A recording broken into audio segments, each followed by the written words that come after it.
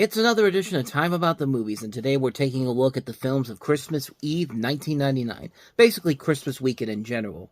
We have a lot of movies to get to here. 9 movies, so I'm not even going to waste any more time. We're just going to jump on into it. We'll start off with the biggest new release of the weekend, Oliver Stone's latest film, Any Given Sunday. What are you doing out there?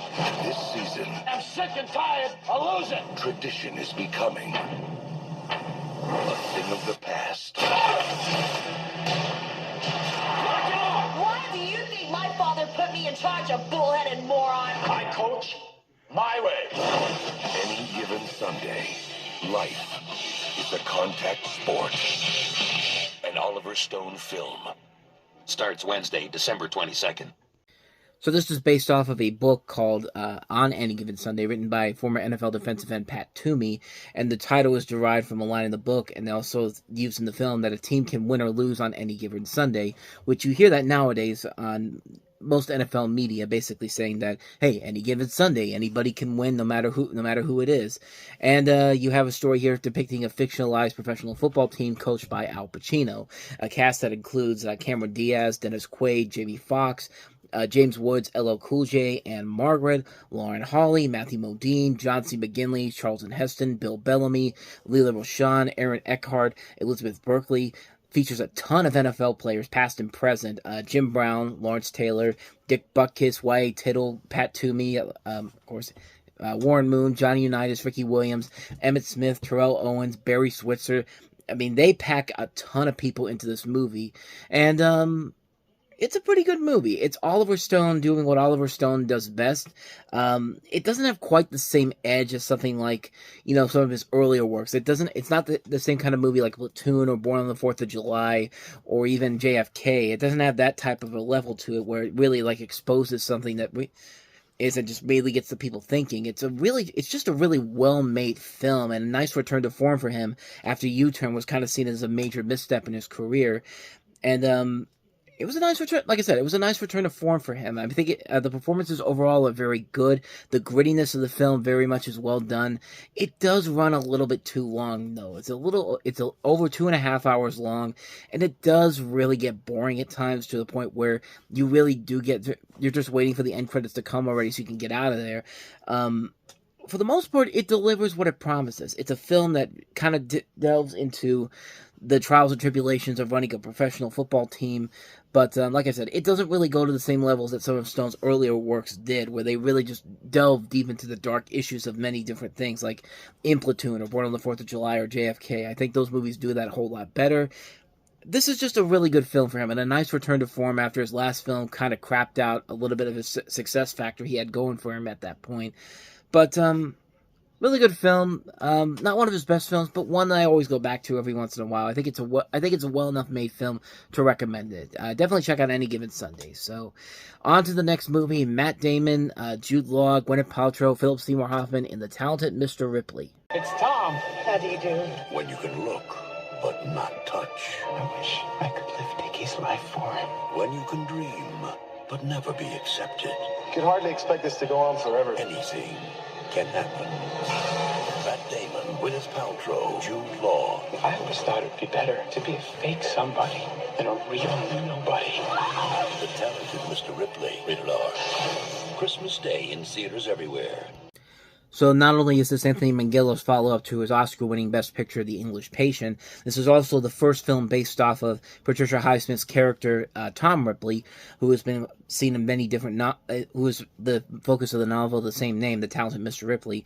This takes place in the 1950s and stars Damon as Ripley, an underachieving young man that is sent from New York City to Italy to retrieve Dickie Greenleaf. Dickie Greenleaf, I believe, is played by Jude Law. Yeah, Jude Law. I'm thinking of...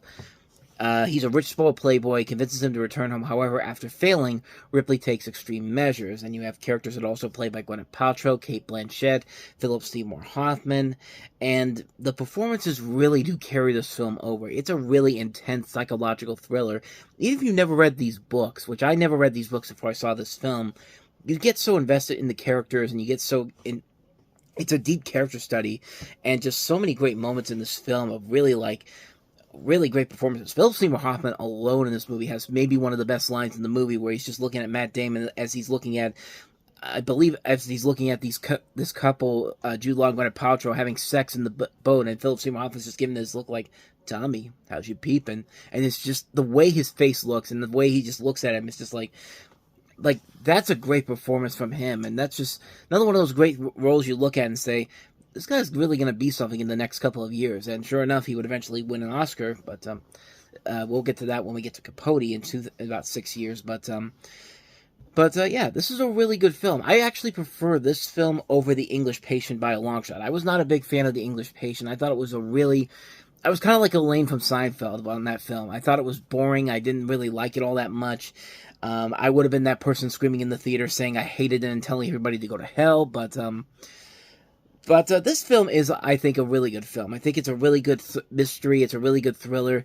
It has a lot of inspiration that's been taken several years after its release. I know Family Guy did an episode based off of the story in this episode too. But it's a really good film. I definitely recommend it. The Talented Mr. Ripley. So with that said, let's move on to the next movie, and that is Jim Carrey as Andy Kaufman in Man on the Moon.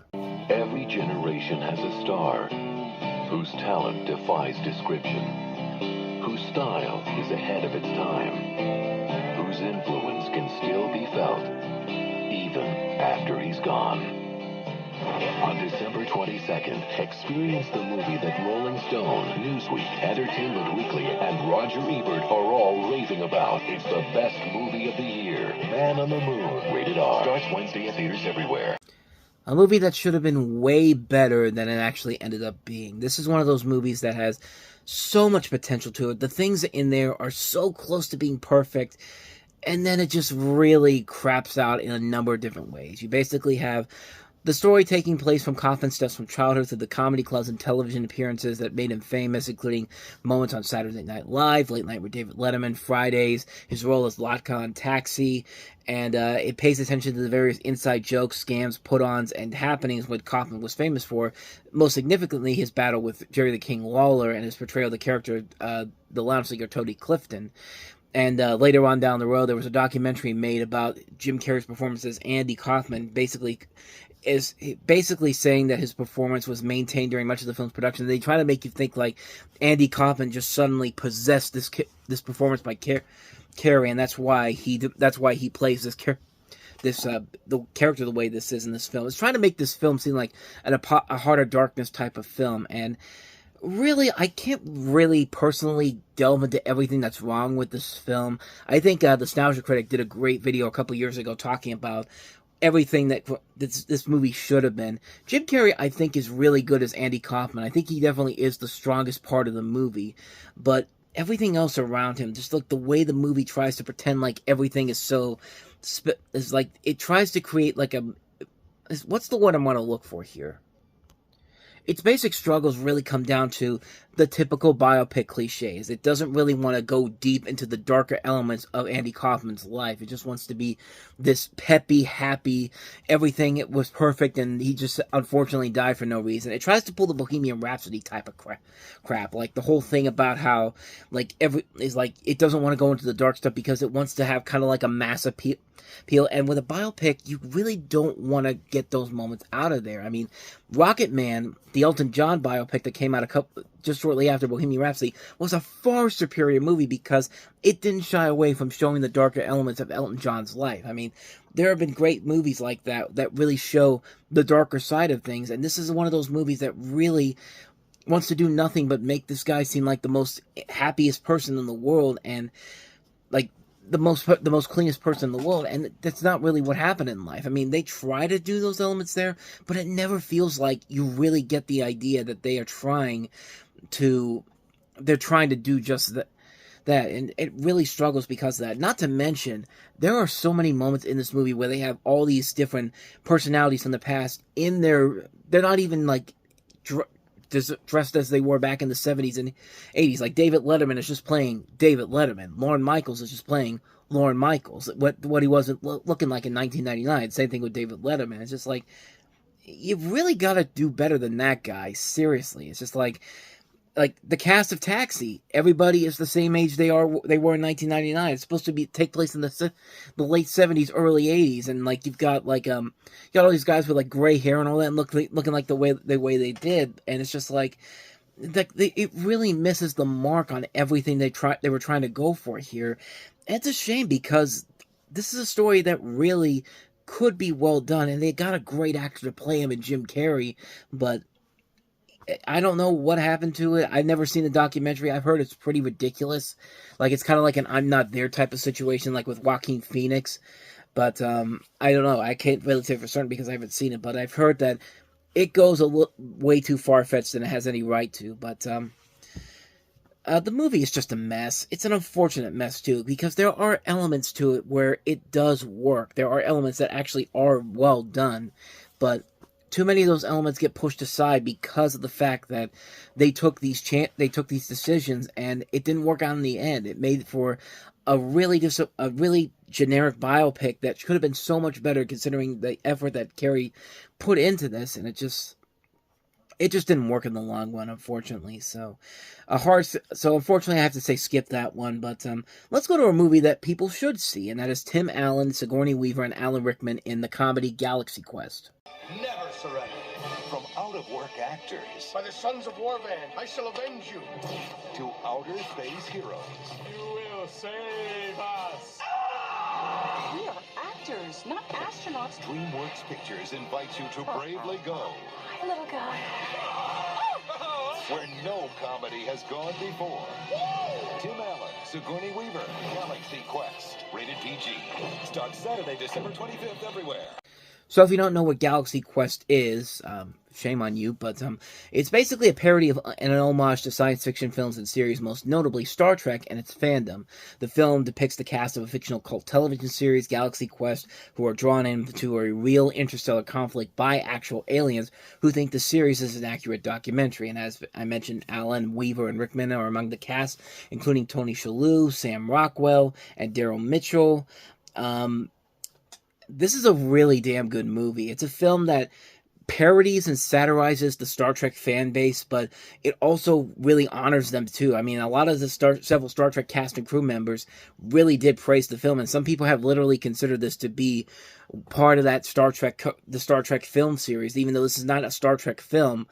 Even though this film is now technically part of Paramount Pictures now, since they bought all the Dreamworks' films, but this movie really is funny. Even if even if you've never seen a Star Trek episode, you can really just get into the storyline alone and just be like, this is really damn funny stuff. This is probably the best film Tim Allen has ever done. I mean, honestly, this is probably the funniest film he's ever been involved in.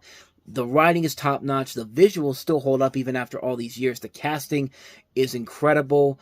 It's just an amazing, amazing film, and it did not get the proper respect it did back then. It was kind of the perfect sum up of the year. All these great movies that came out in 1999, and you have all these. Some of them were a lot of them were big hits, but then you get these little gems that did not get the proper respect at first, but later went on to have cult followings in the years since then. This film definitely has had that legacy, and it's well deserved. It's a well-made film. I can't recommend this one enough. If you have not seen Galaxy Quest, do yourself a favor and watch it, man. It's definitely worth it in the end. So with that said, on to our next movie, and that is Angelina Jolie and Winona Ryder in Girl Interrupted. New York Times, Time Magazine, critics everywhere are calling Girl Interrupted a triumph. It's an emotional, uplifting experience filled with humor and truth. The New York Times raves Winona Ryder is at her penetrating best, and Golden Globe nominee Angelina Jolie gives a ferocious, white-hot performance. One step and I'll jam this in my aorta. Your aorta is in your chest. Good to know. Girl Interrupted, rated R, opens everywhere Friday. James Mangold's follow-up to Copland. This follows a young woman who spends 18 months institutionalized in a psychiatric hospital following a suicide attempt. And this woman is Winona Ryder. Angelina Jolie is one of the other people in this hospital, along with Clea Duvall, Brittany Murphy, Elizabeth Moss.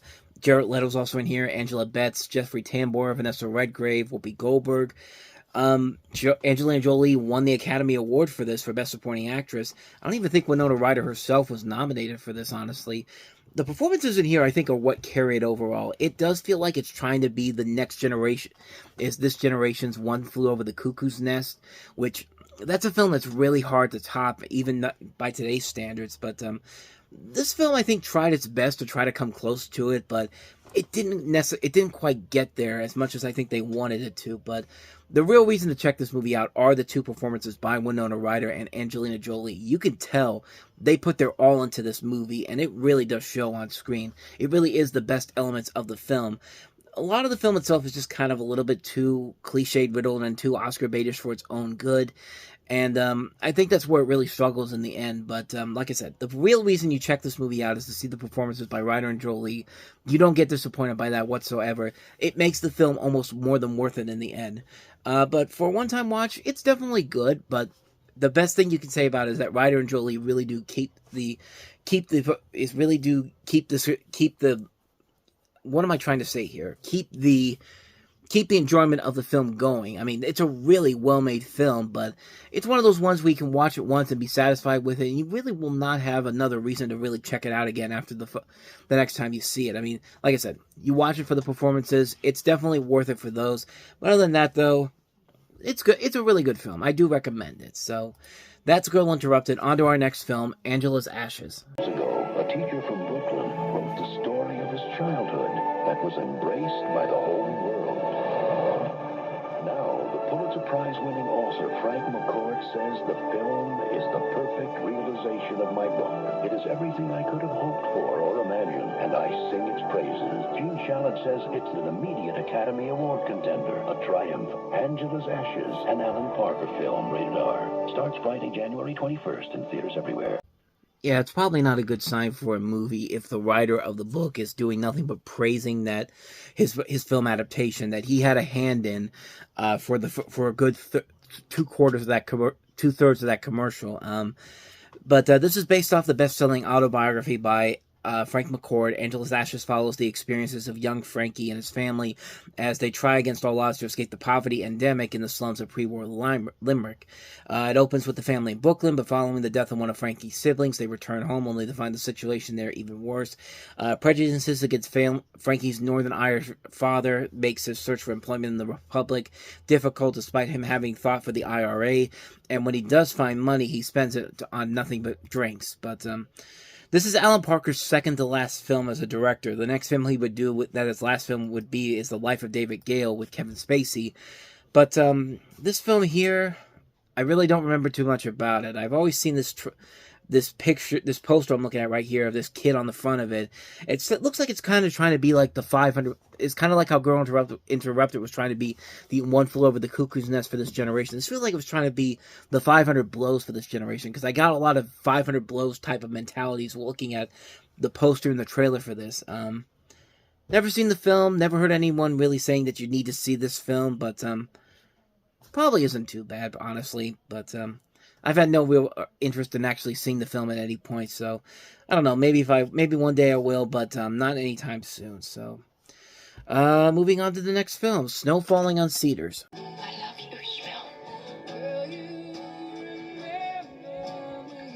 Snow Falling on Cedars, rated PG-13, now playing in select cities nationwide January 7th. So the story here is that you have a Japanese-American fisherman accused of killing his neighbor at sea. In the 1950s, race figures into the trial, and so does reporter Ishmael. Ishmael is played by Ethan Hawke. James Cromwell is also here as the judge. Max von Sydow, Richard Jenkins, James Rebhorn, Sam Shepard. Good cast overall here. This is directed by Scott Hicks, who gave us Shine a couple years ago. Another one I've never seen before. I've always seen the posters for this, but I've never really had the urge to go and watch it.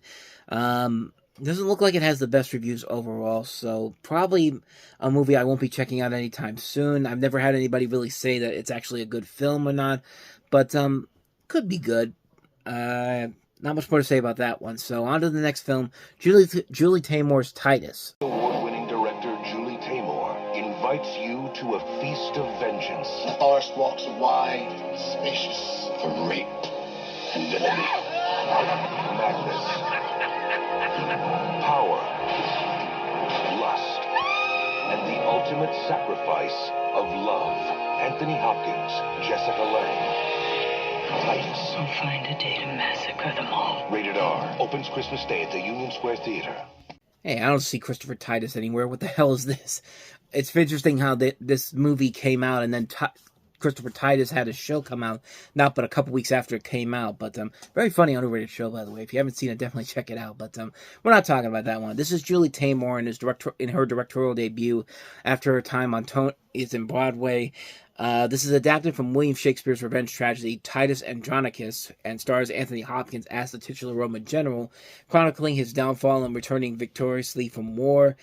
And you have Jessica Lange, Alan Cumming, Cole Fiore, Angus McFadden, Matthew Rhys, Jonathan Rhys-Meyers, and Julie Taymor really makes some visually pleasing looking films, but she's only made a couple of films, mostly staying on Broadway for the most part. She did this, she did Frida, and then she did Across the Universe, which I really liked Across the Universe, and I've only seen little bits and pieces of Frida, but her films have these gorgeous visual looks to them that really do stand out on these films, and this is one of those films that definitely has a nice visual look to it. Anthony Hopkins is very good in the film, Jessica Lange is very good in the film. It's everything you expect from them. It's a decent little film. It's a film that I would say that it's one I haven't seen in a while, but I've seen a lot of Julie Taymor's other directorial efforts. I think stuff like Across the Universe and Frida are much better movies.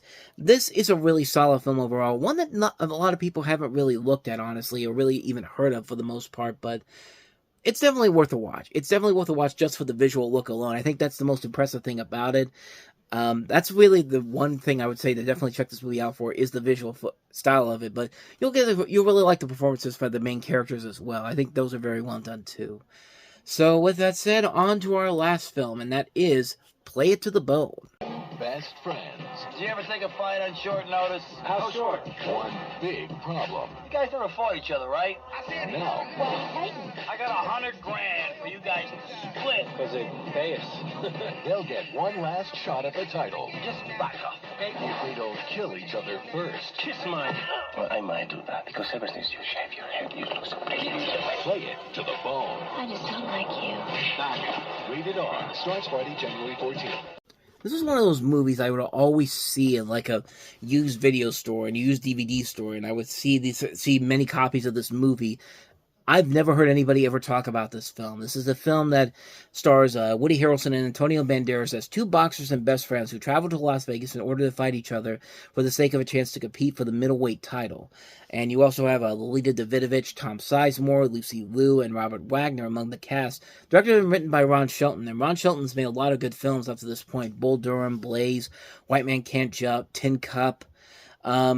This film in particular, I don't really know too much about because I've never seen the film. Like I said, I've always seen it in places like Half Price Books, CD Warehouse, these places where they would have used DVDs and videos and all that. And I've always wanted to check it out. I just never really gotten the urge to do it. Nothing has really told me, you need to see this movie. You need to see this you need to see this movie. And nobody's ever said, definitely see this movie. And I see the reviews for this are not the greatest here. So, chances are this movie probably isn't as good as some of his other works. But, I don't know. I mean, it's got too many good cast members in here that I really do like that could make this work overall. But, like I said, I haven't seen the film, so I can't really say too much about it, unfortunately. But, maybe I should check it out one day, just because I just want to see if it's I got this weird thing, like if I see multiple copies of something like a movie or a TV show, and so it's just basically the world telling me you should probably see this, even if it's bad, even if it's not great overall, you should see this at one point. So maybe if I can find this somewhere at a reasonable price, I probably will check it out, but it probably won't be anytime soon though. But that's Play to the Bone. So with that said, we wrap up another edition of Time About the Movies, and the next time we meet, it's the first official weekend of the 21st century. Even though this weekend starts on a Friday in 1999, the next day will be January 1st, 2000. So we got two movies to look at. The first one being the first major release of 2000, Fantasia 2000, the long-awaited sequel to the original Fantasia, and we also have Denzel Washington with his film The Hurricane. So two movies to look at to enter the new millennium in, And with that said, thank you guys for watching, and if you want to see more videos like this, please hit the playlist on the next page, check out the previous episode. Also, don't forget to hit the like and subscribe button if you want to see more videos like this on this channel. So with that said, I am off. I will see you guys tomorrow to wrap up the 20th century of movies, and until then, as always, take care.